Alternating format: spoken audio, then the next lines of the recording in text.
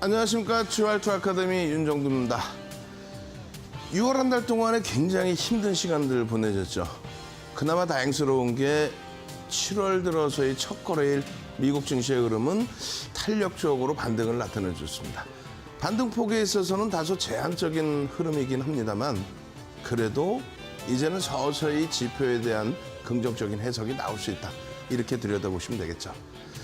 자, 월요일부터요. 여러분들이 들여다보셔야 될 종목군들, 그 종목군들도 굉장히 중요하고요. 그리고 지금 위치에 놓여져 있는 시장 상황 더더욱 중요할 겁니다. 그래서 오늘 준비했습니다. 50분 동안의 시간 동안에 시황 아주 깊이 있게 들여다보고요. 그리고 월요일장에 집중하셔야 될 종목까지 함께 들여다보도록 하겠습니다. 저도 50분 동안 힘차게 달려갈 테니까요. 여러분들도 능동적으로 따라오시기 바랍니다. 자, 지금부터 힘차게 달려갑니다.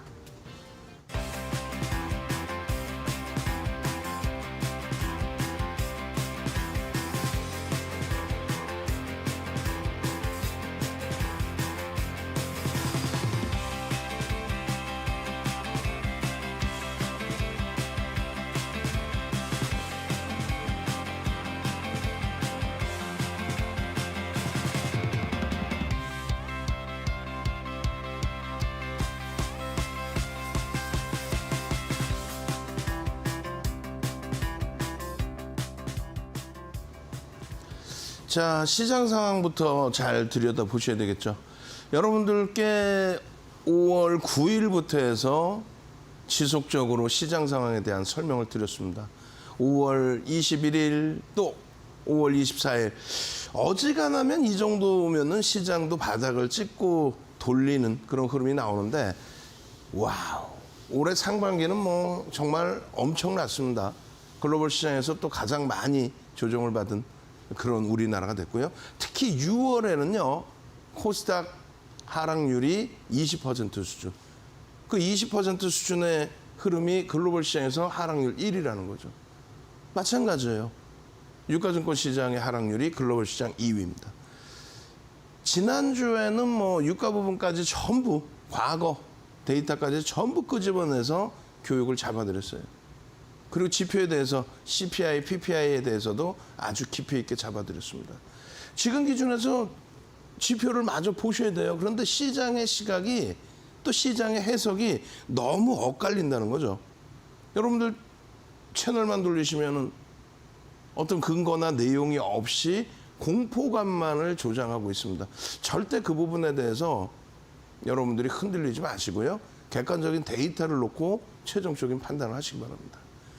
지금 보시면은요, 컨퍼런스 보드의 소비자 신뢰 지수입니다. 이건 뭐냐면 실질적인 지표라기보다는 심리적인 면이 더 크죠.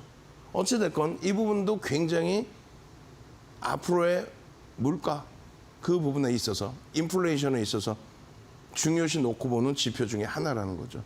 이런 내용 한번 쭉 읽어보시고요. 그리고 실질적으로 어떻게 흘러갔는지를 좀 보시면 됩니다. 이 컨퍼런스 보드의 소비자 신뢰 지수는 별이 3개예요. 우리가 보는 미국 관련 지표 중에서 별 3개짜리 지표입니다. 이 부분이 98.7까지 내려갔단 말이죠. 그러니까 다시 얘기한다면 예측 범위를 하회를 했다. 근데 이거 두 가지로 다 해석할 수 있어요. 어떤 거냐면 100 미만이면은 경기의 둔화를 우려한다. 100 이상이면은 나 소비를 할 수 있는 여력이 있어. 이런 긍정적인 흐름으로 인식을 한다. 근데 지금의 위치는 물가가 굉장히 높게 형성되어 있기 때문에 그렇다면은 소비자 신뢰 지수가 어떻게 돼야 돼요? 낮게 나오면 좋긴 합니다만 또 100 이하로 이렇게 나오게 됐을 때에는 경기 둔화의 우려가 복합적으로 형성이 되죠. 그러니까 시장이 만약에 이날 상승을 하면 어떻게 표현해요? 물가가 잡히는구나. 이렇게. 시장이 하락을 하면 경기 침체야? 이런 식으로 얘기를 합니다. 결론은요, 어떻게 내드려요? 결론은 경기 침체에 대한 내용보다도 현재 기준에서는 그럼 물가가 서서히 잡힐 수 있겠구나. 100 이하로 좀 내려와 있지만 앞전에도 100 이하로 내려와 있을 때 그렇게까지 심각한 상황이 아니었단 말이에요. 코로나19 때 잠깐 내려와서 그 이후에 회복 심리가 제한적이긴 했지만 정부의 정책이나 각국의 중앙은행에서 잘 움직임을 잡아줬죠. 지금도 마찬가지예요. 움직임을 잘 잡아주면 된다. 그러니까 그렇게 크게 우려할 그런 내용 아니다. 마찬가지입니다. 신규 실업수당 청구 건수인데 이 부분에 대해서도 실업수당 청구가 많아지면 어떻게 됩니까? 많아지면은 지금 구직 활동에 있어서 실업자가 많다는 얘기야? 이렇게 되겠죠. 현재 기준에서는 예상치에 부합하는 정도 수준입니다. 예상치보다 살짝 넘겼지만은 뭐 크게 의미 없는 숫자이기 때문에 예상치에 부합한다. 이렇게 놓고 보시면 될 것 같고요. 그리고 이것도 마찬가지입니다. 코로나19 때의 이러한 사태. 지금 스태그플레이션에 대한 우려감을 갖고 간다라고 한다면 경기가 굉장히 둔화된다? 그러면 여기서 굉장히 가파른 변동이 나오겠죠. 그렇지 않다라는 거예요. 주간 단위의 지표 부분들을 하나씩 다 놓고 보시면 그렇게 어려운 게 없습니다. 이거 굉장히 중요합니다. 이게 제일 중요합니다, 사실은. 소비자 물가지수 CPI, PPI를 여러분들께 많이 보여드리고 소비자 물가지수의 근원 소비자 물가지수를 봐야 되는데 그냥 일반 소비자 물가지수. 그러니까 여기서도 보시면 똑같습니다. 식품과 에너지를 포함하지 않은 것을 근원, 식품과 에너지를 포함한 것이 일반. 이렇게 나뉘어지는데 CPI 같은 경우에 별 3개짜리가 근원 소비자 물가지수의 월별 기준입니다. 전월 대비해서. 근데 시장에서는 지금 에너지가 포함된 소비자 물가지수의 연간 단위를 놓고 해석을 하고 있죠. 그러다 보니까 굉장히 높게 보여지는데 우리가 작년에 연준이 3% 수준의 물가 수준은 우리가 인정하고 들어갈 수 있다. 거기까지는 방어할 수 있다. 거기서부터 넘어갈 때에 금리를 좀 올리는 것이 옳다라고 판단한다. 3%까지는 무리가 없다. 이렇게 표현한 게 뭐냐면 바로 PC입니다. 여기에 나와 있는 개인 소비 지출 물가 지수입니다. 연준이 가장 중요시 놓고 보는. 이 부분도 정확히 보시면 근원입니다. 에너지와 식료품을 제외한 그건 변동성이 크니까요. 그 근원 소비자 물가 지수의 전월 대비해서의 흐름이에요. 전월 대비해서. 그런데 지금도 또 보는 것은 근원 소비자 물가 지수의 연별도 아니고 개인 소비 지출에 그리고 개인 소비 지출 그러니까 전체가 다 포함된 에너지와 식료품이 포함된 개인 소비 지출의 연 단위를 설명을 하고 있는 겁니다. 결론적으로 지금 이렇게 보시면은 개인 소비 지출의 물가 지수의 기준인데 이거는 뭐예요? 전월 대비해서입니다. 원래 이걸 보는 게 맞는 거고요.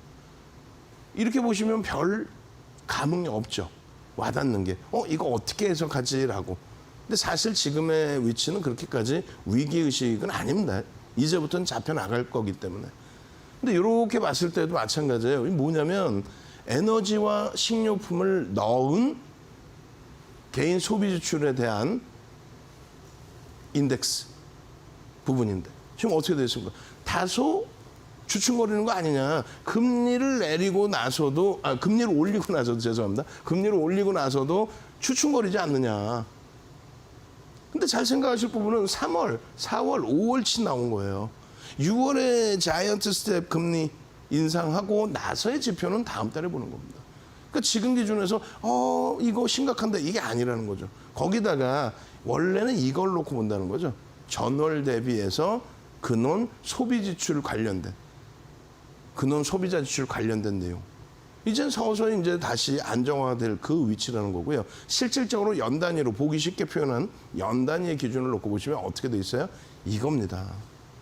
이게 무슨 내용이냐면 3%까지는 무난하다. 그리고 그 이상의 흐름 3%대까지도 무난하다. 4%의 기준이 넘어선 게 언제? 11월, 12월. 그리고 1월 달까지는 S&P 500 지수와 다우 지수가 사상 최대치 고점을 찍은 위치입니다. 1월까지는. 1월 달에 그 흐름이 전년도 것이 나온 거죠. 하여간에 결론적으로 지금의 위치는 안정적으로 하향되고 있단 말이에요. 말씀드린 것처럼 근원 소비자 지출입니다.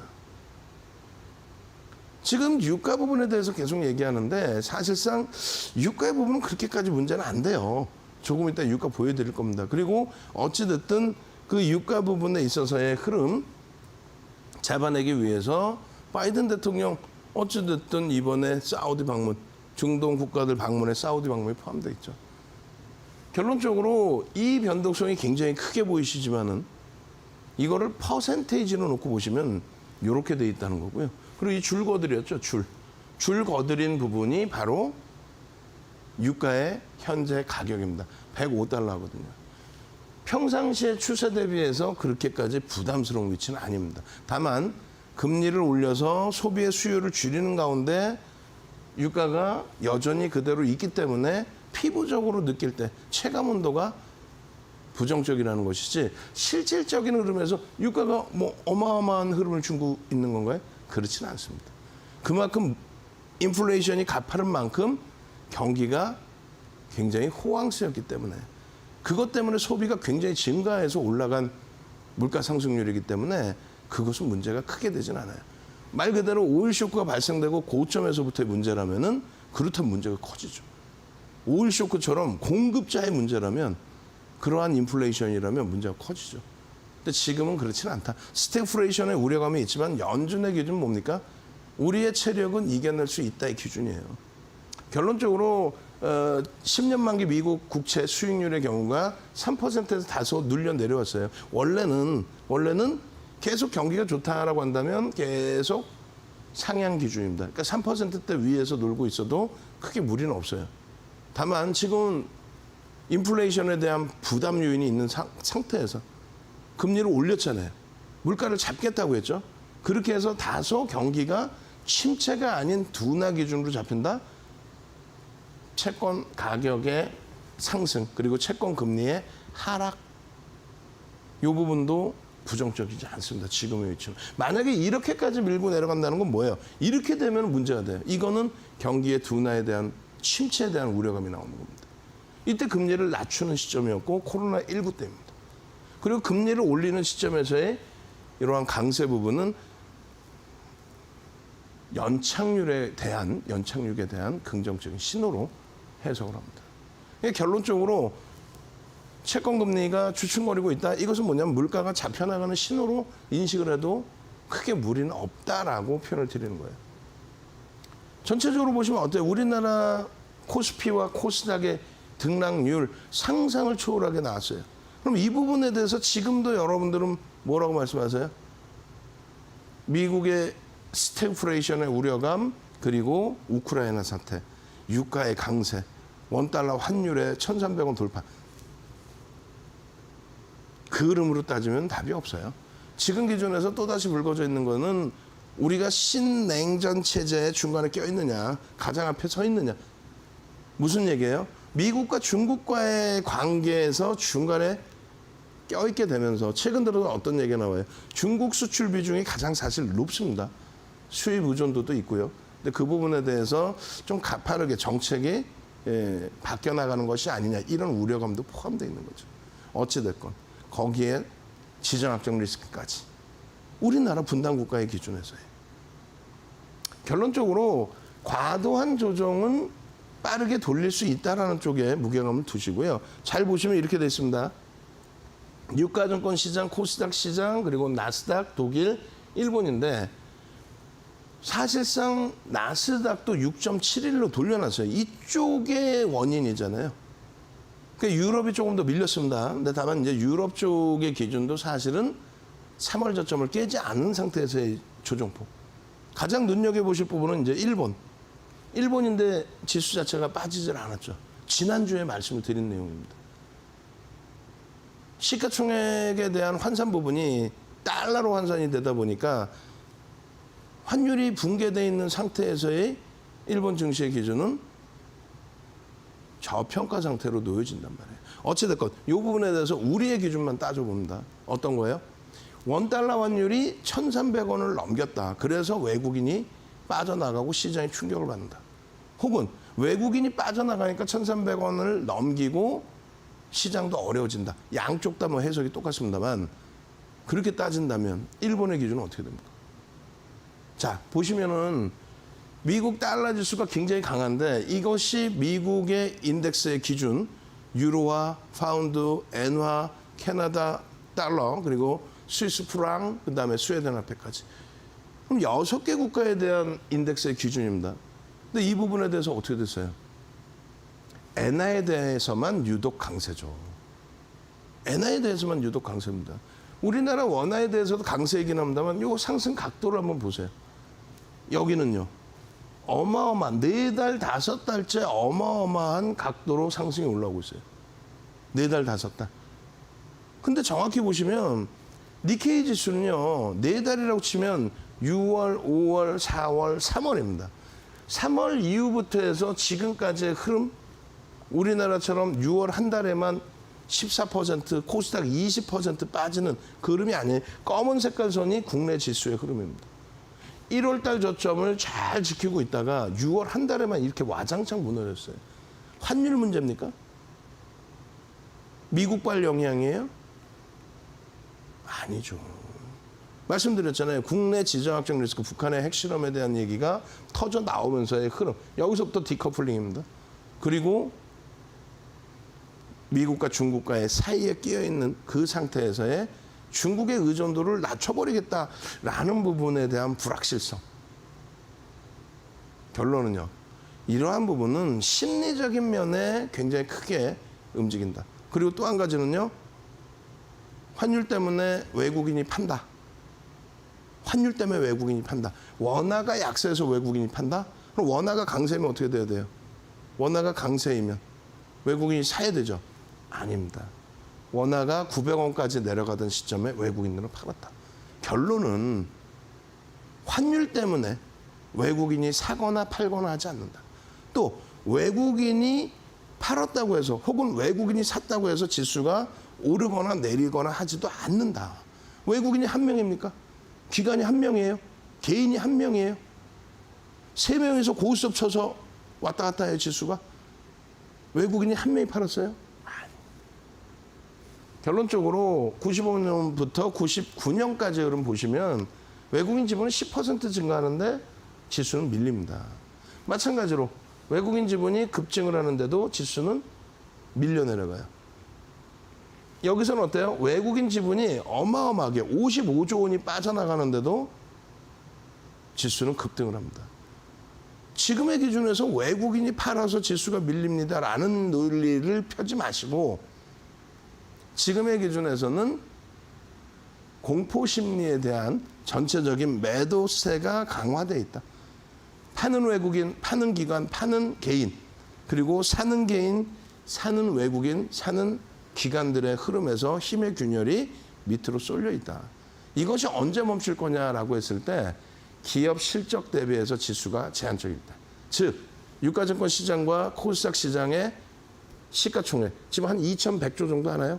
그 2,100조 정도 수준이라고 한다면 2,100조 대비해서 순이익이 얼마큼 나오느냐. 즉 PER이 몇 배 수준이냐. 지금 10배 수준이 무너져 내려가고 있습니다.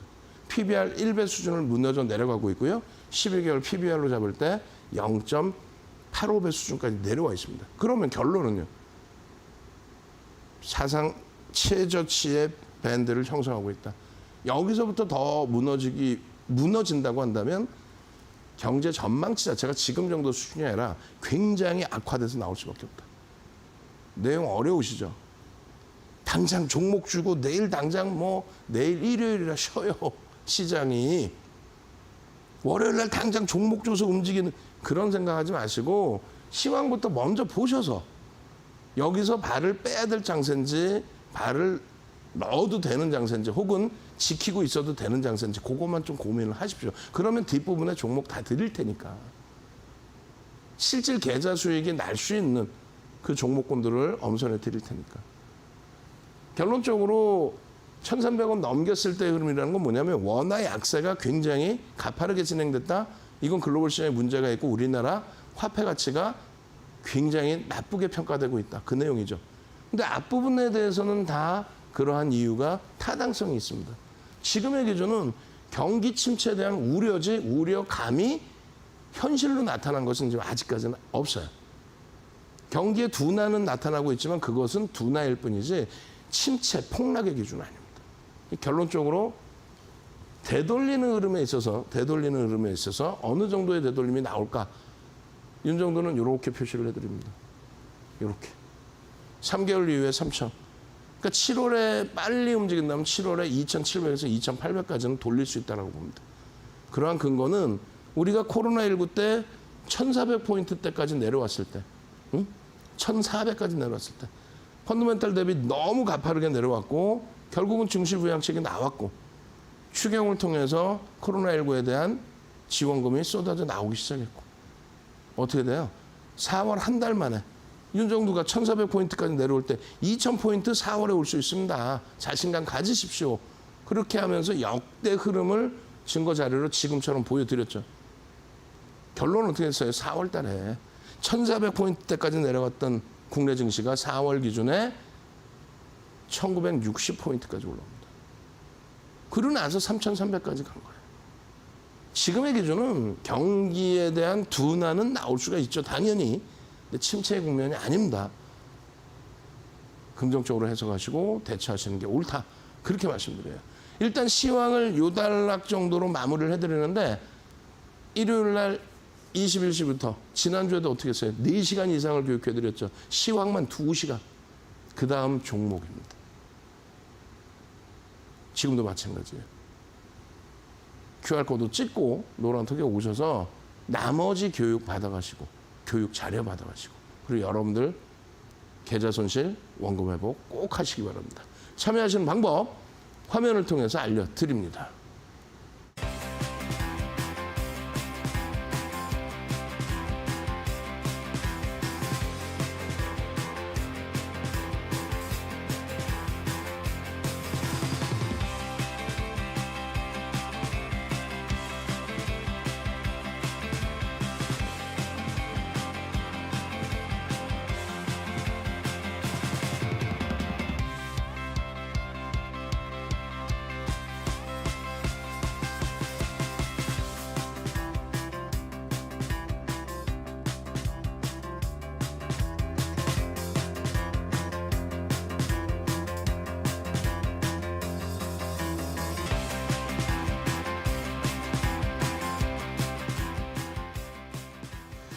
자, 아쉬운 거는 여러분들과 1월 3일부터 함께 했는데 오늘이 마지막 방송입니다.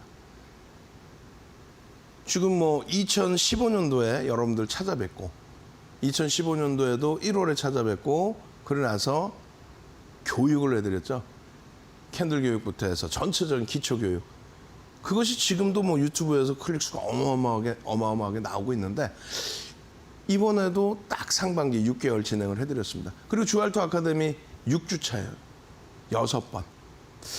그 6번에 매번 시황이 20, 30분씩 들어갔습니다.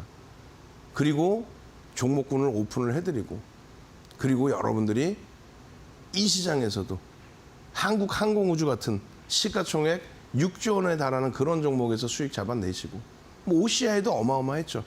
하나솔루션, 또 현대로템 변동성이 있었지만 현대로템, 그리고 기아,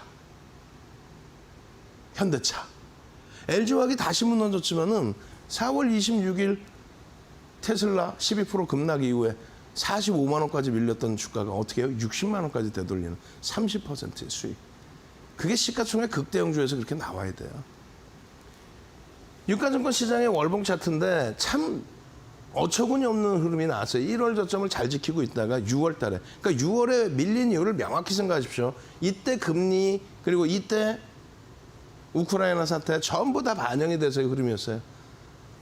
중국 관련된 내용 깊이 있게 들여다보셔야 됩니다. 그죠? 유독 우리나라만 더 크게 밀린 이유를, 그리고 북한의 핵실험에 관련된 지정학적 리스크 부분도 말씀드렸는데 그 부분은 이제 서서히 시장에서 영향이 제한적으로. 결론적으로 7월의 이 흐름은요, 가파르게 돌릴 수 있다라는 쪽에 의미를 부여합니다. 왜? 펀더멘탈이 지금 당장 훼손된 건 아니거든요. 정치적인 불확실성, 정책적인 불확실성, 정정 불안과 함께 지정학적 리스크까지 포함돼서 이렇게까지 미끄러져 내려왔습니다만 이제는 돌려질 수 있다. 왜요? 미국 쪽에서도 안정화가 나와주고 있는 상황입니다. 매일매일 밀리는 것 같지만 미국도 나스닥이 6월에 6% 하락으로 국한된 상황에서 마무리가 됐어요. 결론적으로 국내 증시의 경우에 낙폭을 많이 줄였습니다. 물론 반도체가 너무 많이 두들겨 맞았고 2차 전지가 계속 주간 단위에서 어마어마하게 폭락이 나왔습니다. 근데 뭐 그 종목군들의 흐름들이 2차 전지 뭐 추풍낙엽이 됐죠. 그 종목군들의 흐름들이 바닥을 다질 수 있는 위치로 설정이 되어 있다. 그리고 2차 전지 부분은 친환경 관련해서 전기차 관련해서 미국의 정책이 크게 바뀌지 않는 한. 또 반도체 부분 마찬가지예요. 반도체 부분. 너무너무 조정폭이 깊은데 마이크론 테크놀로지사에 연동된 부분이 있어요. 우리가 글로벌 기업들에 대한 설명도 같이 잡아드렸습니다, 분명히. 지금 보시면은 애플이 사우디 아람코의 시가총액을 다시금 올라왔어요. 그러니까 기술주의 시가총액이 다시 1위로 올라왔다는 부분이 21일 날 확인이 됐단 말이에요. 아, 이제는 나스닥이 다시 돌려질 수 있겠구나. 격차가 조금 벌어졌었어요. 아쉽게도 다시 시가총액 순위가 움직였는데 결론적으로 어떻게 될까요? 제가 생각할 때는 기술주들의 강세 흐름이 연출이 될 거다. 왜? 시장이 안정화가 된다면 지금까지 실적 개선으로 끌고 올라온 쪽. 아쉬운 거는 엔비디아가 시가총액 상위권에 있었는데 좀 밀려 내려간 게 있어요. 그리고 전체적으로 보실 때 PER 수준을 보십시오. 국내 증시의 PER은 삼성전자의 PER이 얼마? 8배로 내려와 있어요. 주가가 2배 올라가도 애플하고 비교했을 때 고평가가 아니란 얘기예요. 하이닉스요? 5배, 6배 미만으로 내려와 있습니다. 좀 많이 미끄러진 거예요. 그리고 지금 현재 미국의 시가총액 순위 보시면 8위에 놓여져 있던 엔비디아가 밀려버렸어요. 10위 밖으로. 그만큼 반도체주들이 이번에 조정이 심화되어 있습니다. 지난해 10월 달 수준까지. 근데 잘 보시면요. 8월 결산 법인인 마이크론 테크놀로지사. 8월 달이 결산이에요. 마이크론 테크놀로지사는. 예상치 대비해서 5.7% 증가했거든요. 그럼에도 불구하고 밀려 내려간 거는 지금 4분기, 마이크론 테크놀로지사는 4분기가 6월부터 8월입니다. 그게 이제 8월 결산 배분이기 때문에 그래요. 수정 주단 순이익이 예상치를 굉장히 크게 하회를 합니다. 이 부분이 지금 시장에 화두가 되고 있는데 그래서 반도체주가 무너진 부분인데 실질적으로 마이크론 테크놀로지사가 폭락이 나왔느냐? 그렇지도 않아요, 사실. 응? 마이크론 테크놀로지사의 하락이 금요일 날, 목요일, 금요일 1%, 2% 수준에서 마무리가 됐습니다. 그렇기 때문에 주가의 조정폭의 반영은 상당하다. 주가의 조정폭의 반영은 30% 정도 밀려 내려와 있단 말이에요, 지금. 상당히 과도하게 미끄러져 있다. 결론적으로 삼성전자의 PER이 지금 굉장히 낮게 형성돼 있어요. 그리고 요것만 잘 보십시오. 영업이익, 순이익 60조예요, 지금. 시장의 전망치가 하향돼 있는데도 불구하고 60조입니다, 영업이익이. 여러분들이 삼성전자나 하이닉스에 대한 자신감이 없다면 다시 보겠습니다. 이 자신감이 삼성전자나 하이닉스에 대해서 자신감이 없다면 그러면 전체를 다 팔고 쉬는 게 옳습니다. 한간에는 뭐 해지하자, 인버스를 사던가 뭐 선물 옵션 쪽에서 매도 방향을 잡자. 절대 반대입니다. 여러분들이 파생 시장에 눈을 뜨는 한 좀 심하게 제가 표현을 해서 파생 시장을 눈을 뜨는 한 여러분들께서는 계좌를 지켜나가시기가 힘들어요. 그 내용은 제가 야간 방송에 또 설명을 드릴게요. 우리나라에서 모든 증권사에 파생교육, 임직원 파생교육 들어간 사람은 우리나라에 3명 정도뿐이 없어요. 비제도권 인사가 들어간 거예요. 그중에 윤정두가 증권사 임직원분들 파생교육을 해드렸는데 개인 투자자분들이 파생으로 내 전략을 잡아내겠다 하시는 거는 거의 힘겹습니다. 그러니까 누군가에게 의존하셔야 되는 분들은 그렇게 하시면 안 돼요. 그러니까 정상적인 것만 놓고 보자. 어떤 거요? 지극히 정상적인 실적을 내는 거. 삼성전자, 하이닉스, 현대차, 기아. 그리고 LG화학의 실적도 만만치 않습니다. 거기에 LG화학의 LG에너지솔루션의 지분 가치. 이런 부분을 놓고 접근을 하는 거예요. 뭐 안 좋다면서요. 스태그플레이션이라면서요. 그럼 거품이 끼어있는 종목군들을 내려보는 거예요. 삼성전자 1분기 실적 어닝 서프라이즈였습니다. 어마어마했어요. 지금 작년에 222조였던 영업이익 전망치가 전체 상장사의 영업이익이 255조로 상향이 됐죠. 상향이 됐습니다. 그만큼 인플레이션이 발생이 됐기 때문에 그래요. 우리가 오리온도 교육받았죠. 오리온의 실적이 어떻게 됩니까? 뭐 수출이 긍정적인 부분도 있지만 상품 가격을 올리는 부분, 그 부분에 대해서 오리온의 실적이 분기 실적치가 2달 만에 달성이 됐다. 지금 상태는요, 돈이 많이 뿌려진 상태, 그 상태에 소비가 증가해서 인플레이션. 그렇기 때문에 부익부 빈익빈입니다.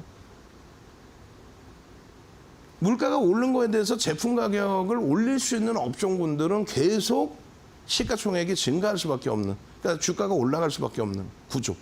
근데 물가가 올라가서 원자재 비용, 또 원재료 비용, 또 인건비 다 상향했는데 물품 가격을 못 올리는 업종, 그거는 도태가 되죠. 한국전력이 그렇지 않습니까? 원전을 사용하지 못하게 되면서 원재료 비용은 높아졌는데, 그러니까 전기요금을 못 올리게 하는 것까지 포함해서. 근데 이제는 전기요금 서서히 올릴 수 있게 됐고, 그리고 원전을 사용할 수 있는 방향으로 정책이 변화된다면, 그렇다면은 바뀌겠죠. 그러니까 여러분들이 그런 업종군을 찾아야 된단 말이에요. 지금까지 시장을 견인하는 업종군의 IT가 글로벌 시장 전체에서 상상을 초월하는 지금 실적을 내주고 있는데, 사상 최대치 실적 2013년도에 36조 7천억 그걸 넘겼는데, 그리고 제일 중요한 거 2020년도 실적이 36조 원이었어요. 영업이익이 2020년 코로나19 때 36조 대비 지금 60조입니다. 컨센서스가 더 하향된다 할지라도. 그런데 지금은 컨센서스가 일부 하향되긴 했지만 급격히 추가적으로 하향되는 것은 지금 제한적이에요. 더 빠져내려간다고 해도 지금 역사상 저점 수준의 밴드 하단입니다. 밴드 하단에 놓여져 있어요. 지금 PBR이나 PER이나 전부. 대주주 지분이, 또 외국인 지분이, 또 기관 지분이 월등하죠. 개인들이 가지고 있는 물량 자체가 제한적이에요.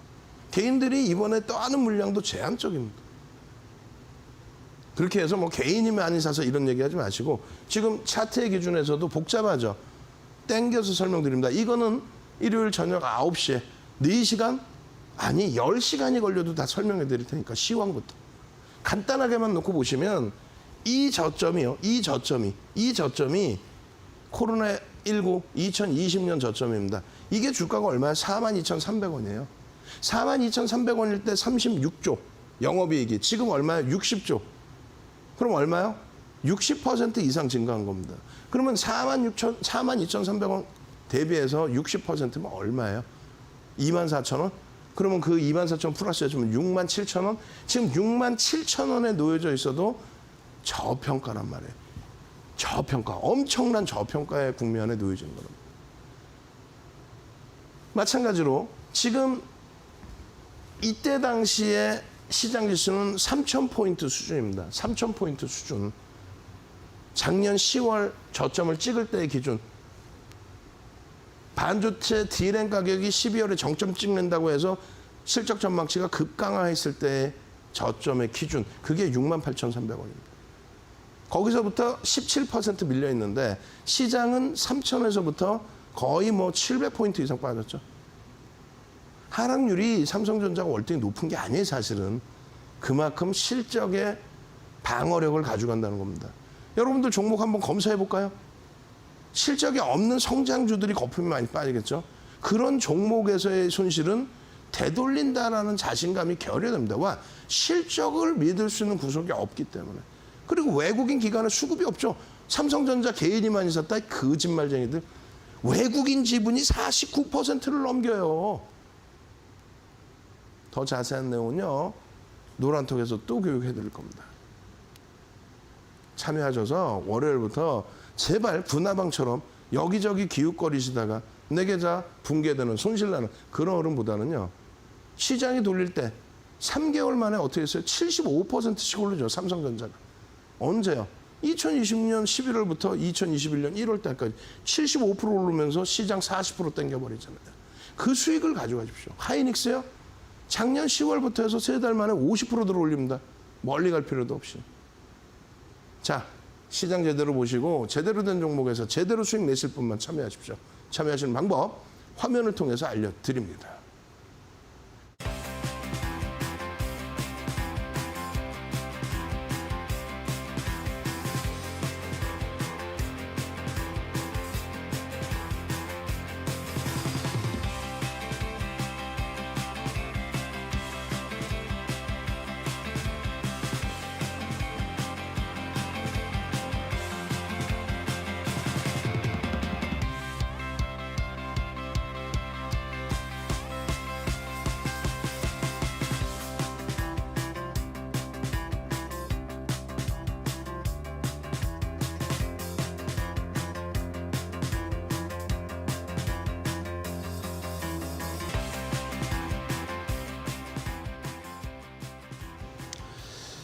자, 여러분들이요. 삼성전자 또 하이닉스 특히 작년 10월 이후에는 하이닉스 또 현대차, 기아, LG화학 이렇게만 가지고 계셔도 3월 이후에 계좌 손익은 거의 손실이 없습니다. 시장 대비해서가 아니라 LG화학이 지난주에 많이 두들겨 맞았지만은 원체 3월 대비해서 강세를 띄었기 때문에 LG화학 또 기아, 현대차 어마어마하죠. 그들의 수익 범위가 하이닉스의 조정폭을 상당 부분을 상쇄해줘요. 그러니까 손실이 거의 나지를 않아요. 그 업종군만 윤정도와 함께 잘 주력으로 편입해 두셨다면 시가총액 극대형주들을 얘기하는 거예요. 어디 시가총액 뭐 소형주 그런 종목에서 뭐 수익 좀 나보셨어요? 상하가 갔다가 화장실 갔다 왔더니 쭉 미끄러져 있는 그런 종목으로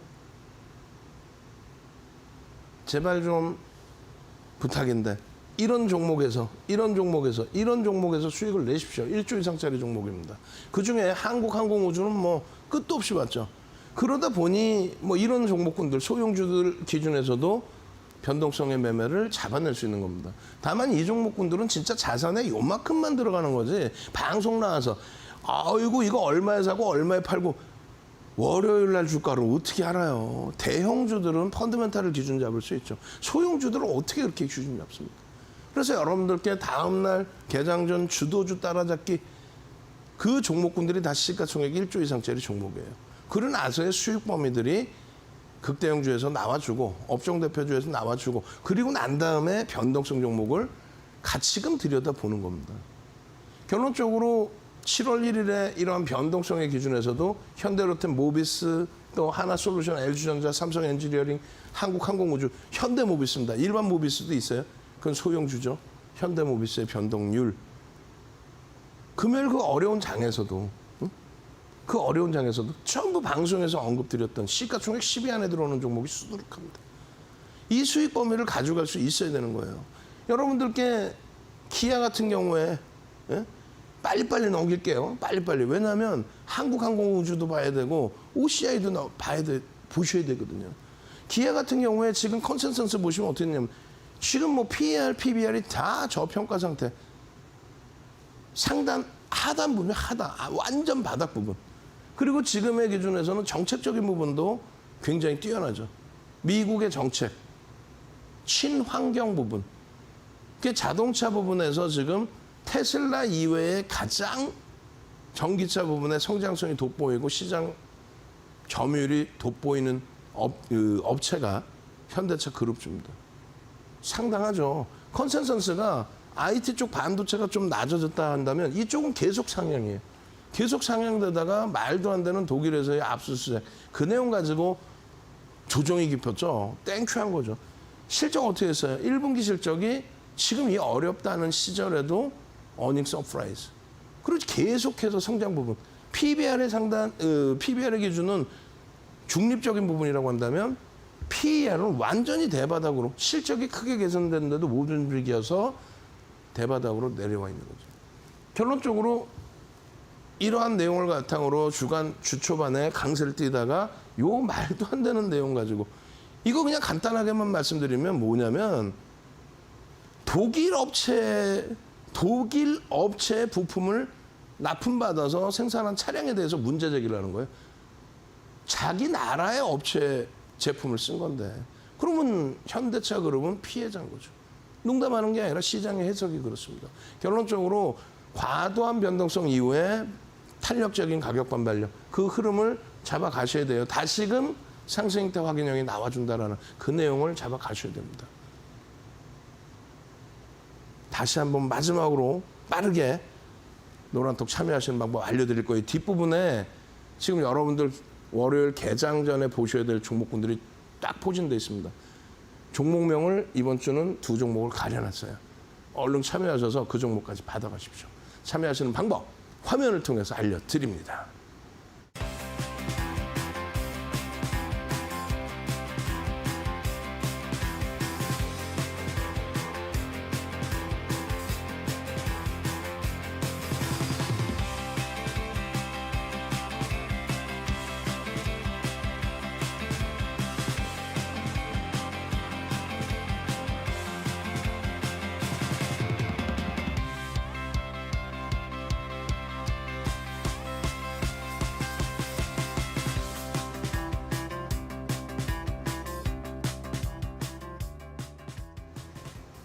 자, 여러분들이요. 다른 데서 자꾸 어떤 수익을 창출하려고 하지 마시고 지금 이 장에 시장 3,300에서 2,300 깨고 내려오는 30% 조정받은 이 장의 기아의 흐름입니다.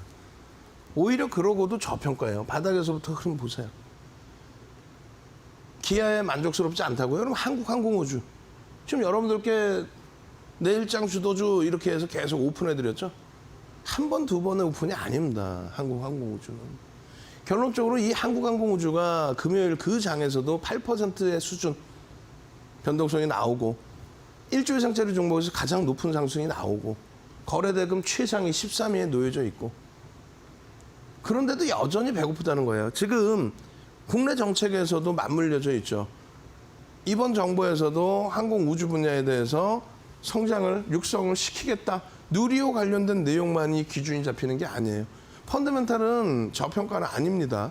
그렇지만은 한국항공우주 같은 경우에 성장성에 대해서 방산업체의 기준에 지금 계속해서 어떻게 돼 있어요? 수출에 관련된 협상을 지속하고 있죠. 그리고 항공우주청, 우주항공청을 정부에서 만든다는 그거. 그 부분이 뭐냐면 79년도에, 그러니까 42년 만에 지금 정책이 바뀐 건데 우리나라가 장거리 미사일에 대해서 거리와 무게를 완전히 자유롭게 쓸 수 있었던 부분이 작년 5월입니다. 그러고 나서 작년 12월부터 어마어마한 매집이 들어와요. 이게 연봉입니다. 연봉. 1년치. 1년 동안 시장은 상반기 동안에 거의 뭐 30% 가까운 조정을 받는데 어마어마한 100% 이상의 들어 올려지는 이 흐름이 나오는 거는 그만큼의 매집이 형성되어 있기 때문에 정책 테마주의 기준. 상승 장악형이 뜨고 나서의 흐름이다라고 설명을 드리면서 여러분들께 4대 천왕 캔들의 패턴 이거 한 가지당 1시간씩 교육해드렸죠. 방송에서. 그 상승 장악형에 대해서 제대로만 복습만 하셔도 이거 일요일 날 야간에 교육해드릴 겁니다. QR코드 찍고 들어오세요. 지금. 이 내용이 시중에 있는 내용이 아니니까 말씀드려요. 증권사 임직원분들 교육시킨 내용, 대학 가서 강의하는 내용, 장악 확인형 뜨고 나서 단 한 번도 차익 실현에 대한 신호가 없습니다. 그러니까 이 폭등의 시세를 가져간 거예요. 또 이 종목의 갭에 대한 설정 범위에 대한 갭에 대한 목표 주가 교육 이것도 없어요. 우리나라뿐만 아니라 세계적으로 급진 갭이 뜨면 목표 주가를 설정할 수 있다 이렇게만 나와요. 어떻게 설정하는 방법이 없습니다. 그걸 윤정두가 정리를 해서 정형화를 해드린 겁니다. 그래서 요 갭에 대한 목표치의 범위 이런 식으로 장중에 교육해드리고 목표 주가 올려드리고 그렇게 대처를 해드리고 결론적으로는 매집에 대한 내용까지 포함되어 있습니다. 이 매집은 상상을 초월합니다. 매집은 어떻게 되냐면은 6월 30일까지 기준에 순 매집 금액 3위 글로비스는 블록들 물량이니까 3위입니다. 3위. 매집률은 1위입니다. 그리고 2007년도 도수자료 다 나눠드리고 있죠. 캔들 도수자료 선착순 100몇 개 드리고 있어요. 7월 1일까지 하면 1,400만 주. 이게 9,700만 주짜리 종목이에요. 여러분들이 관심 있는 종목 주식수는 아셔야 돼요. 시가총액도 아셔야 돼요. 14% 이상의 44,000원 수준의 매집이 됐습니다. 14%가. 그럼 소형주든 대형주든 매집 금액 대비해서 주가를 이 정도는 들어 올려야만 차익 실현으로 나갈 수 있다. 그 흐름을 기준으로 잡을 때 목표 주가 설정 범위가 6월 3일 기준하고 그리고 7월 1일하고 달라집니다. 당연히 매집 규모가 4% 더 늘어났기 때문에. 왜 매수한다고요? 외국인들이 왜 사요? 기관이 왜 사요? 외국인들 지금 시장에 판다 그러죠. 근데 이 종목은 지금 사지키고 있단 말이에요. 왜 사들여 갈까? 말씀드렸잖아요. 정책적인 부분. 우리나라의 미사일, 장거리 미사일, 제한적인 부분이 작년 5월부터 풀리고 우주항공에 대한 그러한 정책적인 정부 정책의 육성. 그걸 바탕으로 해서 외국 기관들의 쌍끌이 매수. 거기에 실적은요. 방산 쪽에 대해서 지금 신규 수주 계약 체결하기 위한 협상 진행 중이죠. 오픈되어 있는 내용입니다. 이 흐름의 이 수익 범위를 다시금 잡아 가시라는 거예요. 자, 이제는요. 짧은 시간 남아 있습니다. 5 종목을 오픈해 드렸는데 그중에 2 종목은 브라인드가 쳐져 있습니다. 노란톡으로 오셔야만 되겠죠. 마지막으로 참여하시는 방법을 짧게 다시 한번 알려드립니다.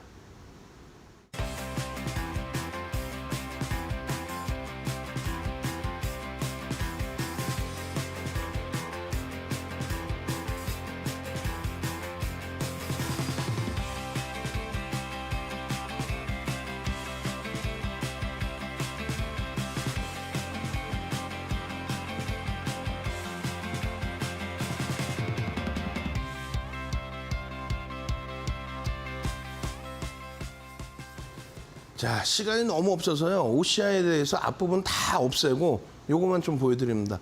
상승장악 확인형 뜬 이후에 그 이후의 추세도 어마어마합니다. 상승장악형의 절반 라인을 훼손시키지 않았기 때문에 12만 원에서 다시금 치고 올라왔죠. 결론적으로 상승 잉태 확인형의 또 4대 1,000원 그리고 매집의 기준. 아우 이거 어떻게 할 거예요? OCI도 당연히 들여다보셔야 됩니다. 시장의 조정의 강세죠. 왜? 미국의 민주당 들어오면서 친환경 그렇게 되면서 신재생에너지 그 부분에 대해서 이미 2020년도부터 해서 주가 흐름이 나왔고 멈춰진 흐름에 다시 바이든 대통령 방한 이후부터 해서 그 즈음부터 해서 변동성의 확장, 거래량의 확장, 외국인 기관 수급의 지속적인 매집 보셔야 됩니다. 아시겠죠? OCI고요. 이제는 마지막으로 여러분들께 종목을 쭉 오픈해 드립니다. SK하이닉스, LG화학, 현대차 그리고 두 종목입니다. SK하이닉스, 삼성전자 설명드렸듯이 그런 내용들을 다 보셔야 돼요. 그리고 지금 보여드리는 내용은 변동성 종목에 대한 교육인데 이것도 21일 날 9시에 다 해드리겠습니다. 밤을 새서라도 해드리면 되죠. 하이닉스도 한두 번 말씀드린 게 아니에요. 근데 결론적으로 하이닉스의 실적 범위만 잘 보시면 됩니다. 2020년도에 영업이익이 5조였어요. 그리고 지금의 영업이익이 하향됐는데 얼마예요? 15조입니다. 계속 넘길게요. 시간이 없어요. 맨 뒷부분만 보시면 되겠죠. 그래서 하이닉스의 월봉의 기준에 저 가격 대비 그러니까 지금의 가격이 13만 원 형성돼 있어도 전혀 이상할 게 없다. 실적 기준에. 마찬가지입니다. 하이닉스 LG화학의 기준에도 실적입니다. 거기에 LG에너지솔루션에 대한 지분 가치입니다. 그 내용들 다 보셔야 돼요. 그리고 더 빠르게 넘겨야 되겠는데요. 그죠? 맨 뒷부분의 종목은 혹시 화면이 안 나올 수 있으니까 말씀을 미리 드립니다. 하나솔루션과 현대로템입니다. 하나솔루션과 현대로템에 대해서도 여러분들이 기준점 잡아가셔야 돼요. 현대차 그리고 이게 하나솔루션입니다. 하나솔루션에 대한 주봉 차트의 기준. 상승 잉태형이 떴어요. 4대 1,000원 캔들 놓고 보셔야 되고요. 그 다음에 매집이 돼 있습니다. 그리고 현대로템도 마찬가지입니다. 이 부분에 대한 추가적인 제대로 된 설명 QR코드 찍고 들어오십시오. 저는요. 다음에 다시 이데일리 TV에서 윤정두의 타이틀을 가지고 다시 찾아뵙겠습니다. 감사합니다. 주알투 아카데미의 윤정두였습니다.